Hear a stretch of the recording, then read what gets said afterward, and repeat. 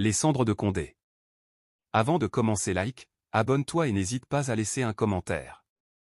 Dans les plaines rouges et fertiles du pays de Condé, se dressait le village de Bantouro, un lieu ancien entouré de collines sacrées, où chaque arbre, chaque pierre semblait porter l'écho des ancêtres. Le vieux roi Djamoussa, gardien des traditions et père de 2 fils, venait de rendre son dernier souffle. Sa mort, au lieu d'apporter l'union, ouvrit une plaie béante dans le cœur du village. Ses fils, Sédou, l'aîné, et Diarra, le cadet, se regardaient désormais comme des étrangers. Sédou, guerrier respecté, portait la force et la fierté de son père. Diarra, lui, avait toujours été l'ombre, discret, proche des devins et des griots, habité par un savoir mystérieux.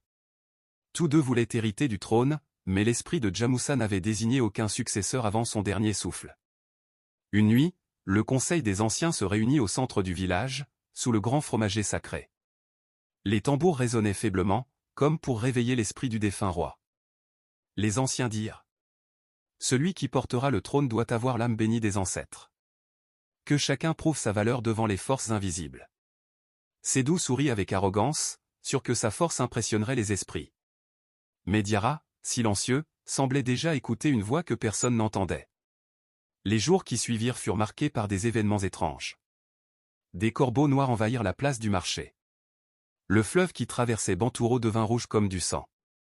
Le tambour sacré du temple résonna seul au milieu de la nuit. Le peuple murmura. Les ancêtres sont en colère. Sédou accusa son frère. C'est toi, Diarra. Tu pratiques les sorcelleries pour troubler le peuple et voler ma couronne.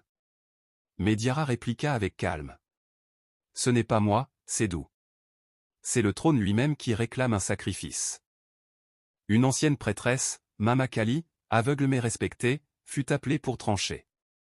Elle dit d'une voix rauque. La terre a soif. Le roi de Bantouro ne sera pas choisi par les hommes, mais par les esprits. Que chacun entre seul dans la forêt interdite, là où reposent les fétiches de nos ancêtres.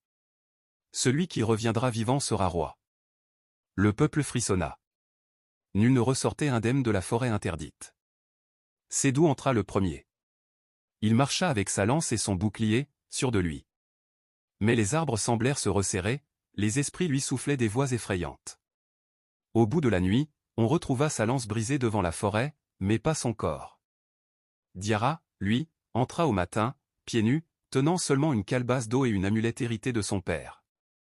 Dans l'ombre de la forêt, il rencontra des ombres aux yeux rouges, des voix qui murmuraient son nom, et l'esprit même de son père, Djamoussa, assis sur un trône de cendre. Le vieil esprit dit : Mon fils,